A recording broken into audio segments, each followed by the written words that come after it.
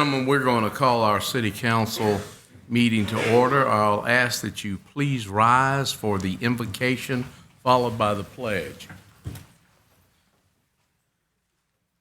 God, we thank you for this day, the blessings you bestow upon us.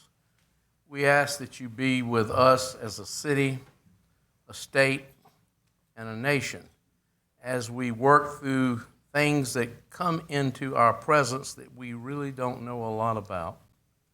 Help us to be resilient, to work together to overcome any issues that we have, and continue to try to make this world that we live in a better place for all of us. In that precious name we pray. Amen. I pledge allegiance to the flag of the United States of America and to the republic for which it stands, one nation, under God, indivisible, with liberty and justice for all. Thank you. You may be seated.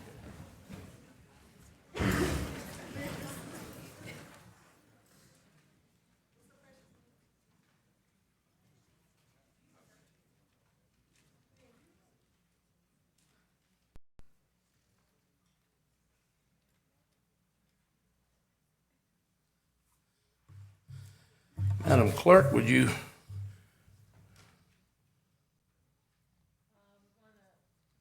We're going to recognize our new employees first. From the police department, we have Dylan Johnson as a community service officer. Please come forward and stand up front. And Brandon Poole, a community service officer. From the zoning department, we have Lisa Simmons, zoning inspector. And from code enforcement, we have Jesus Caja, a city code inspector.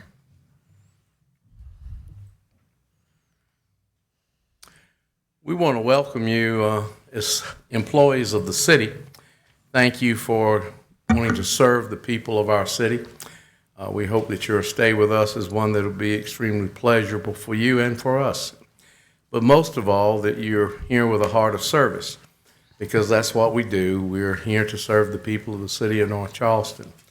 While we have about 120,000 that are here on a daily basis on any given time during the day, we may have 350,000 people in and out through our city, either shopping or just driving through. And we want to provide the same level of service to everyone that's in our community at all times. I want you to turn around. We've got a short fuse of council members tonight. We have some that are out of the country. We have some that have been getting back from a conference, and we have some that are probably not feeling well. But these are the folks that make sure that you have the necessary tools in which to do your job. They're also the ones that passes a budget, which includes your payroll, so to make sure that you're satisfactorily paid for the job that you do, and also to provide the equipment that you need to make sure that our people can be better served by you. You can turn around now. These are the folks that you serve on a daily basis.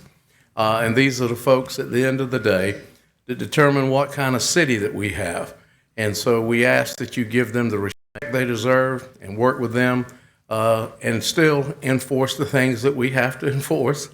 But thank you for choosing, and I hope you have many wonderful years of service to us as a city. Bless y'all, and you don't have to wait. Y'all can leave. Dismissed. Madam Clerk? The next item on the agenda is a proclamation. I know some of you all like to come up front Absolutely. to be recognized.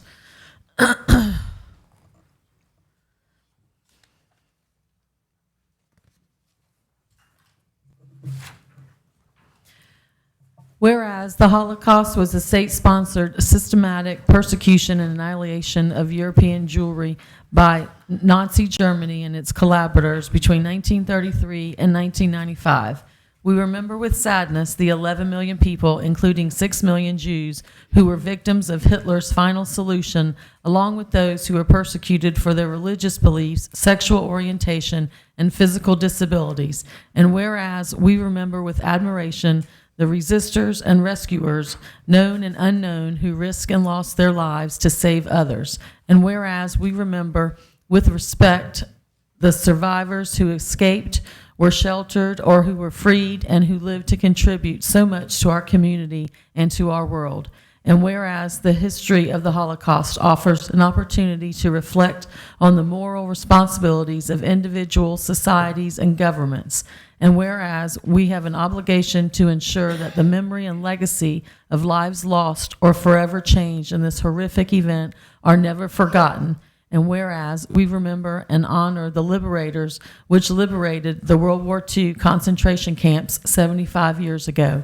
Now, therefore, be it resolved that I, R. Keesummy, Mayor of the City of North Charleston, pursuant to an act of Congress, Public Law 96-388, October 7th, 1980, and United States Holocaust Memorial Council, do hereby proclaim the week of Sunday, April 19th, 2020, through Sunday, April 26, 2014, as the week of remembrance in memory of the victims, survivors, rescuers, and liberators of the Holocaust. Let me just say, history, my son's middle school history teacher is with us tonight. He's now the principal at North Charleston High School. But my son decided to major in history in college. And so I approached his teacher and said, what have you done to my son? He might need to learn to do something. And he said, history teaches us the good and the bad of where we've been as a people, and it teaches us what we should do to continue to do the right and what we should never allow to be done again as the wrong. And I think the remembrance of the Holocaust is one of those history lessons that teaches us that all people deserve the same respect, the same treatment, no matter what their religious affiliation, no matter what the color of their skin, or no matter what part of this world that they were born in. And so we appreciate the opportunity that we have on an annual basis to remember the Holocaust, to remember the punishment that people went through for doing nothing. And it gives us an opportunity to reflect on who we have seen come through us in this world, but more, it gives us a chance to reflect on what we don't want to ever see happen again. So we salute you and we thank you for what you do to make us remember.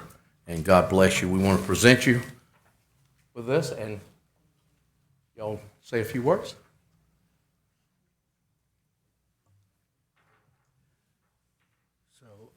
My name's Adam Rosenbaum. I am a rabbi in West Ashley, and I am honored to be joined here by survivors of the Holocaust, Deanie Atkins and Ann Fields, and also by public servants, people who work for our community, Natanya Miller, Phyllis Mayer, and Samantha Kratz, part of the Remember Committee of the Charleston Jewish Federation.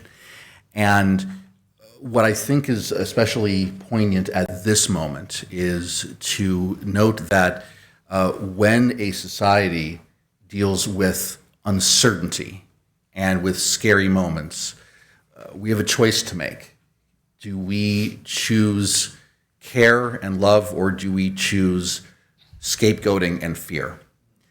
In the 1920s and 1930s, the fear exploited by political, well, I guess you would call them leaders, but it's hard to really refer to them as that, by political forces in Germany, led to scapegoating of Jews and of other minorities.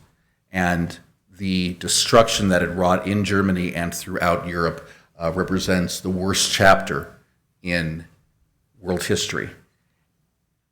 And when you mention about history repeating itself or potentially repeating itself, this is a lesson right now, this moment. Do we live in fear?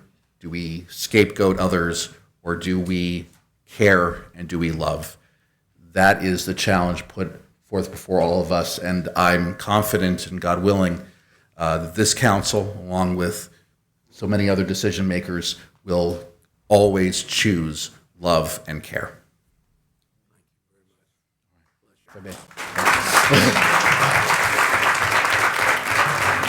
Thank y'all very much. Every year, baby. Don't you love her hair? That's right, baby. Thank you, darling. Good to see you again.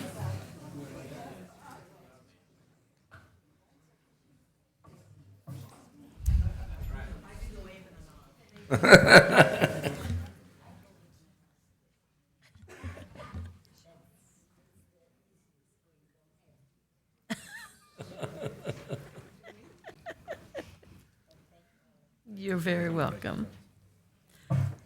I'm not sure if there's someone from the bleeding disorder that would like to come to the podium with the mayor.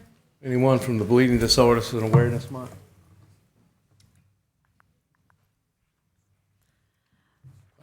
A proclamation, whereas this designation will formalize and expand upon the designation 34 years ago of March 1986 as Hemophilia Awareness Month by President Ronald Reagan.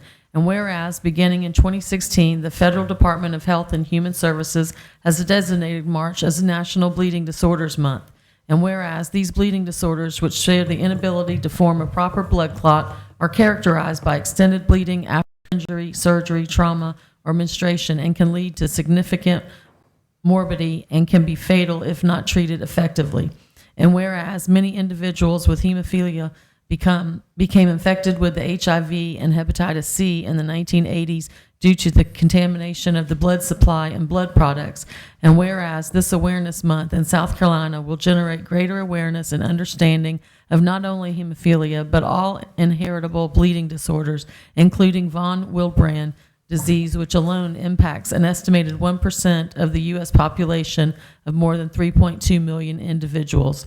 And whereas Hemophilia of South Carolina is a not-for-profit organization founded in 1973 supporting the South Carolina bleeding disorders community, and whereas this awareness month will foster a greater sense of community and shared purpose among individuals with all inheritable bleeding disorders, and whereas this awareness month will evaluate awareness of and engagement in the inheritable bleeding disorders journey beyond our community to the general public, enabling the prevention of illness, unnecessarily procedures, and disability. Now, therefore, be it resolved that I, Arthur Summy, Mayor, City of the North Charleston, do hereby proclaim this month, March 2020, as Bleeding Disorders Awareness Month. Thank you, ma'am. Okay, we have two other presentations to do tonight. It's very fortunate a city the size of North Charleston would have two teams that would go all the way to the finals in the state championship in ladies basketball.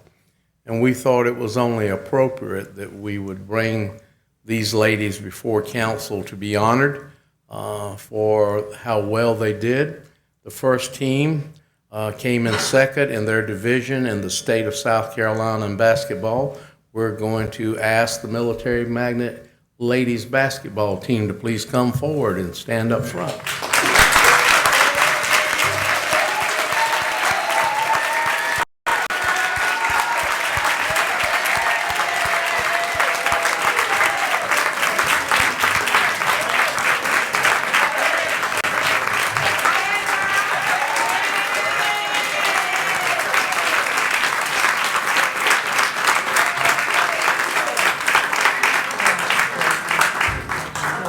I see those Lady Eagles with a sense of pride.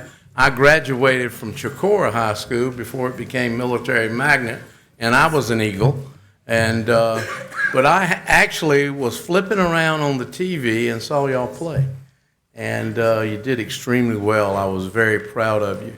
You represented the city of North Charleston extremely well in the way you handled yourselves on the court as well. So we just wanted to give you an opportunity to come before this council, and as you see, they're standing in honor of you, to say thank you for representing our community so well.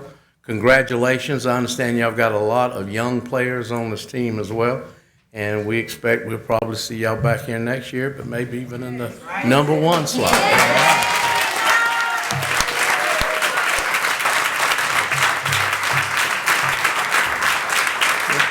But thank y'all for being a part of the city of North Charleston, and thank Military Magnet for not only the lessons they're teaching you through basketball, but the lessons about life they're teaching you every day. God bless you, and congratulations.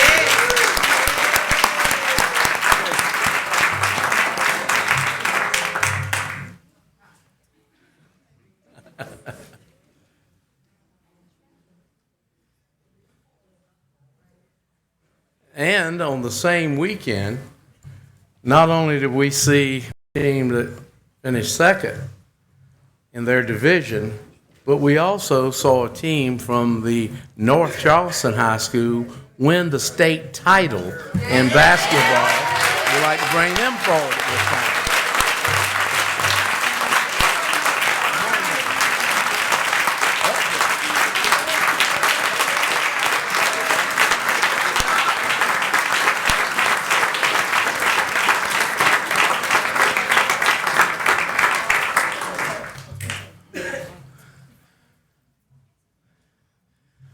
Lord, they make them taller than they used to. Yeah, it's rough on us short guys, I'll tell you. Quite a challenge to get to the finals of the state in your division, but even more of a challenge to win the title in a field that's not yours. Y'all were playing, I believe, at Carolina. And I just want to tell you that I am amazed at what you've been able to do. I mean, let's face the fact, you've got 1, 2, 3, 4, 5, 6, 7, 8, 9 players. That means that I coached girls basketball in middle school for a while, and if you've got 9 players, that's sort of shorthanded when you come to swap out and what have you. That means somebody's going to be putting out all the time. And I just want to salute you for the tenacity that you have to play and give your heart to the game. And I think we are extremely proud as a city that you claimed the #1 spot in the state of South Carolina in your division. Your coach, where is she? Well, Coach, I can't see you. Now I can see you, Coach. Thank y'all.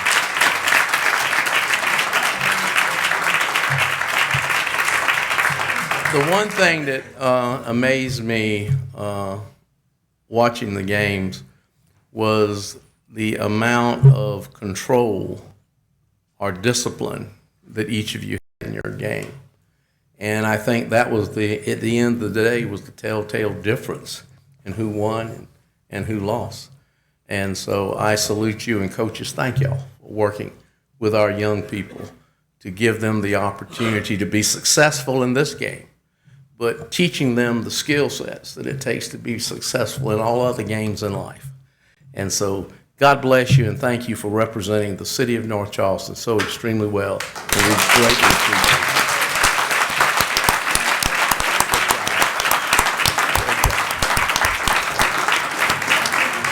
And if y'all would like to sit here and listen to all this hoobaloo that's going on after this, you can, but you're also welcome to leave. Thank you. Y'all did a great job. I can.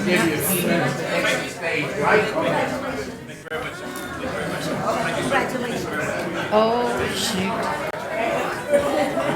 Yep.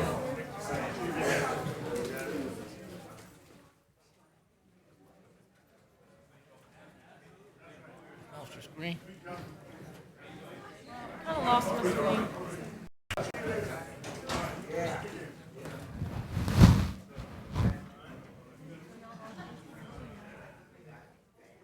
Ryan, we have a screen issue. No, Ryan's Ryan's gonna come gonna- fix me. Everybody's lost their screen. I think just. Excuse us for a technical moment.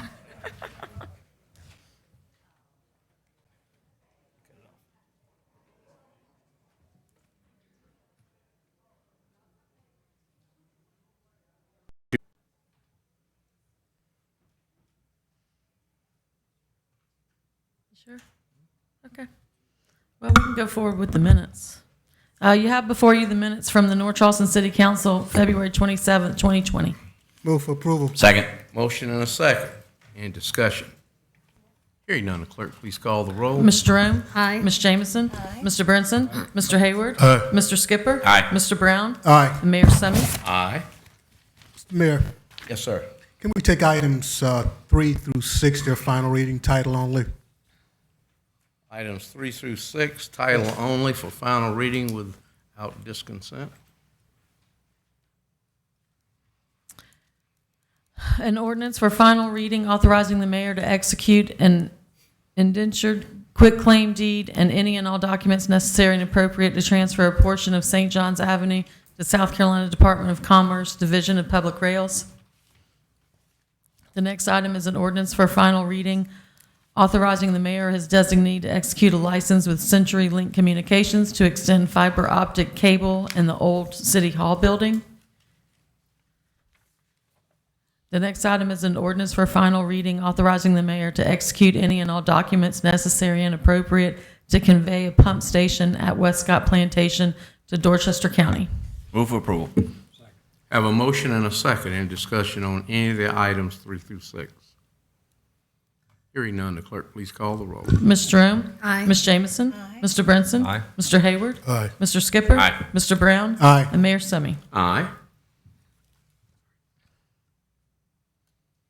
The next item is an ordinance for final reading adopting a bill to be entitled an annexation ordinance of the City of North Charleston annexing an area known as 53-U in Charleston and Dorchester counties, Charleston County TMS number 389, parcel 137, and TMS number 389, parcel 154, and Dorchester County TMS number 154, parcel 62, located off Hoot Owl Avenue in Council District 4.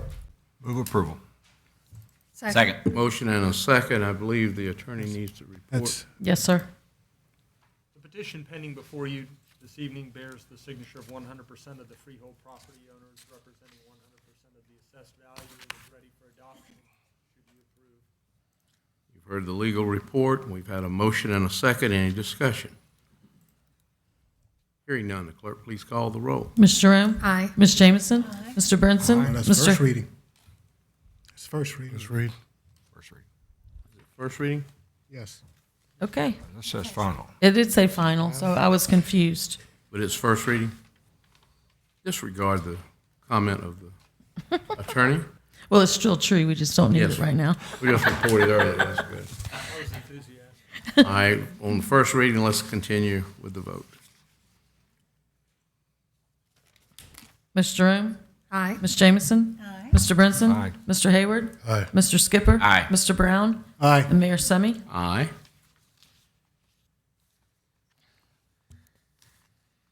What it says back on the other one. We're confused. Do what? Yes. Yeah, we got it. We got it fixed. Yeah. Correct. Correct. The next item is an ordinance for first reading adopting a bill to be entitled an annexation ordinance of the City of North Charleston annexing an area known as 53-T in Charleston County, identified as TMS number 404-07, parcel 1, 4846 Foxwood Drive, in Council District 1. Move for approval. Second. Got a motion and a second. Any questions by council? And the clerk, please call the roll. Ms. Jerome? Aye. Ms. Jamison? Mr. Brinson? Aye. Mr. Hayward? Aye. Mr. Skipper? Aye. Mr. Brown? Aye. And Mayor Summy. Aye, and this will be going before the committee next Thursday at 5 o'clock.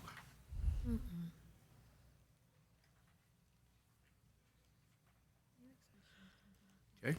The next item is an item for first reading rezoning the properties addressed as 2027 and 2029 Clements Avenue, identified as Charleston County TMS numbers 466-03, parcels 104 and 105, from R1 Single Family Residential to R2 Multifamily Residential, and concurrently amending the comprehensive plan's future land use map for those same parcels, changing from single family traditional to multifamily residential in Council District 10.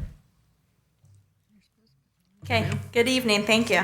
As we've just heard, we have a proposed rezoning of the properties addressed at 2027 and 2029 Clements Avenue. Rezoning is from R1 Single Family Residential to R2 Multifamily Residential, and a concurrent amendment to the future land use map designation, changing that from single-family traditional to multifamily residential in Council District 10. That property is approximately 4,736 square feet, and the existing land use is a triplex and vacant land. The current zoning is R1 single-family residential, shown there in the yellow, and the future land use designation is single-family traditional. There we have some property, some street views of the subject properties along Clements. And then the surrounding street views of the properties there are shown. The property has been posted accordingly, and staff is recommending contingent approval based on the design of the existing structure on the property as a triplex. The density of the property would be no more than 3 units, and the multifamily nature of the adjacent property. Staff is recommending contingent approval of the rezoning and the future land use map contingent on recordation of a plat that combines the subject properties. Planning Commission has also recommended approval. Okay. Have any questions by council? Hearing none without objection, it's referred to the Public Safety Committee, which meets at 5 p.m. next Thursday. Yes, sir. Sure. Mr. Mayor, members of council, I think there was a little confusion a moment ago regarding items 6 and 7 when the projector was down. Item 6 that we introduced and I gave the report on for final reading was in fact final reading. Yes, it was. It had received first reading on February the 27th. So unless there's objection to the vote a moment ago being final reading, I think that is what actually took place. That's correct. Okay. Very good. Thank you.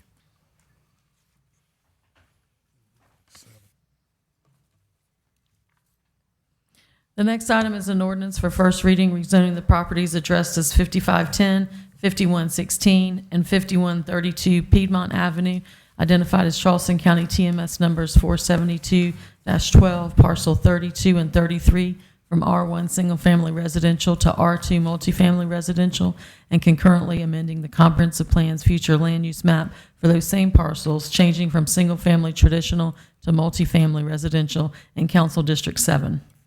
Okay, as we've just heard, we have a proposed rezoning at 5110, 5116, and 5132 Piedmont Avenue from R1 single-family residential to R2 multifamily residential, and that will require an amendment to the comprehensive plan's future land use designation from to multifamily residential, and that is in Council District 7. The existing zoning on the property is R1 single-family residential, and the future land use designation is single-family traditional. Subject parcels are undeveloped lots on the corner of Piedmont Avenue and Cary Street in the Ferndale neighborhood. And staff has recommended approval of the rezoning based on the mixing of residential uses within the neighborhood and an amendment of the comprehensive plan's future land use map, and the Planning Commission has also recommended approval. Any questions by council? Without objection, it's referred to the Public Safety Committee, which meets at 5 p.m. next Thursday.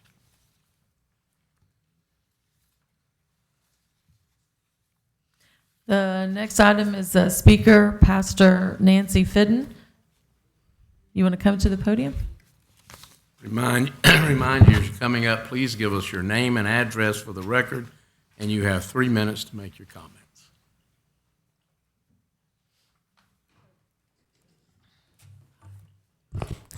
Good evening. I am Pastor Nancy Faden of Solid Rock Christian Fellowship, located in North Charleston, South Carolina. My address is 8471 Yadkin Circle in North Charleston, which also signifies that I am a resident of North Charleston.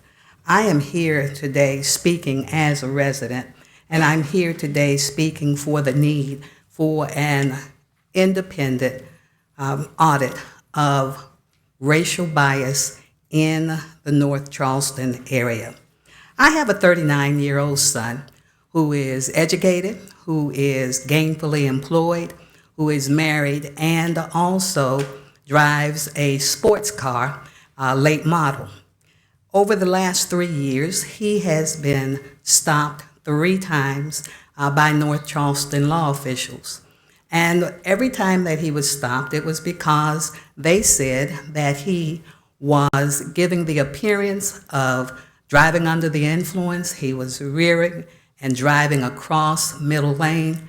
He was turning the curves too sharp, all of those things. And then as they ran his license, they found nothing, and subsequently, he was never charged. I am sure that many in this room, certainly African Americans, have similar stories, and even those who may be on council would have similar stories. It is because of your responsibility to represent the constituency of your districts that I am here. I am here because I do not feel that we have been given that representation.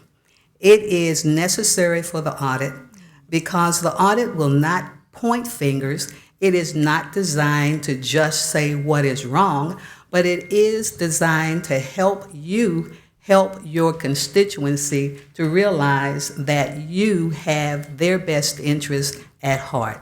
It is designed so that we, your constituency, will be assured and that the mistrust that we currently have for you and of you will be lessened and hopefully decreased and done away with. I ask that council give serious consideration to undergoing that audit. I ask it as a mother, I ask it as an African American female, I ask it as a pastor of a congregation where many of my members are black males and have similar stories. This is not just about African Americans, but it is about your constituency. Thank you very much.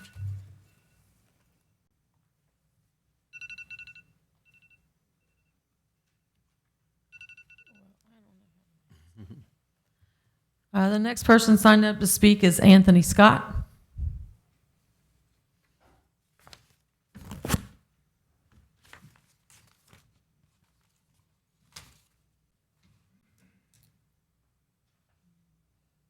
Welcome, Mr. Scott. Please give us your name and address for the record, and you have 3 minutes, sir. Good evening, Mayor and Council. My name is Anthony Scott, and I live at 2032 Boeing Avenue, West Ashland. On April 4th, 2015, my brother Walter Scott was shot down by a police officer in North Charleston. That has changed my family's life tremendously. And I feel that we need to have some closure, still looking for closure. I've since lost my mother in January. She passed of a broken heart. She could not stand or live anymore with the pain of knowing that her son was gunned down the way that he was gunned down. We, as a family, would like to see transparency in the department, and we would like to see culture disparity change in the department. We feel that there should be an audit as well. We would like to see the progress that has been made and the changes that have been made in the department up to this point. And we know that history seems to repeat itself, and we do not want history to repeat itself. We must remember history so that it doesn't repeat itself. And as mayor, you just currently said that history will repeat itself if you don't remember history. We don't want that to happen again. We feel that this audit is necessary, and we would love to see the progress that has changed and has happened since the death occurred of my brother. And it has improved, but we would like to see policies has taken place to make these changes in North Charleston take place. And we need the mayor and the council to consider this and definitely consider this audit for the city of North Charleston Police Department. Thank you. Thank you, Mr. Scott, and we Sorry for the loss of your mother. She was a fine lady. The final speaker for tonight is Gerard Frazier.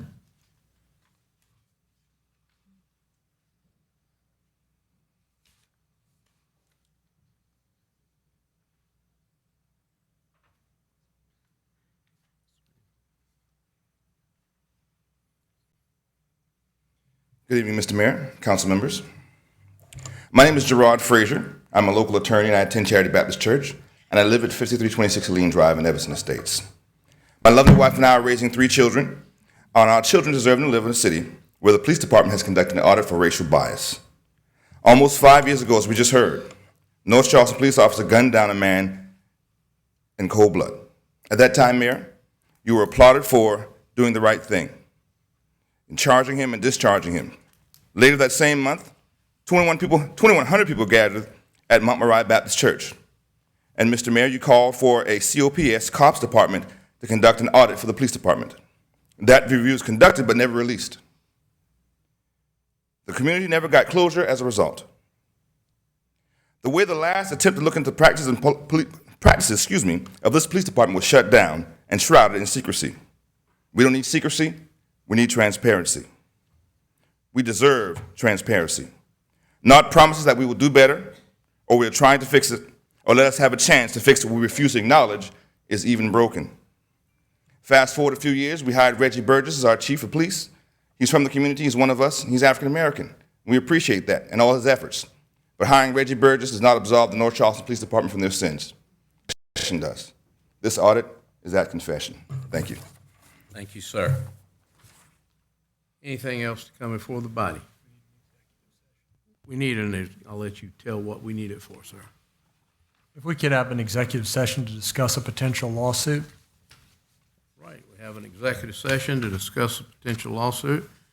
We need a motion. We do. Need a motion to go into executive session. Motion and a second. Clerk, please call the roll. Ms. Jerome? Aye. Ms. Jamison? Aye. Mr. Brinson? Mr. Hayward? Aye. Mr. Skipper? Aye. Mr. Brown? Aye. Mayor Summy? Aye. We'll go into executive session. We come out, we'll report if any action was taken.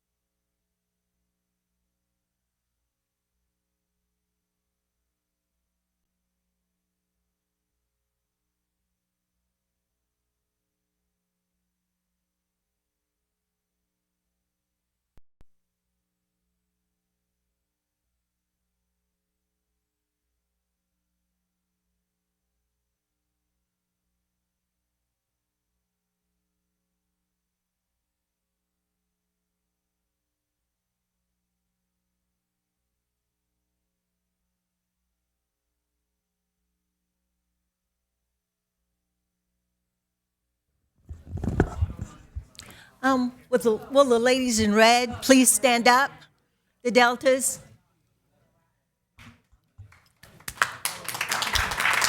It's always a pleasure to have you join us here at City Council, and you do so much for our communities, and we applaud you. Thank you very much, and come back, come back, come back. No action was taken in executive session. Meeting adjourned.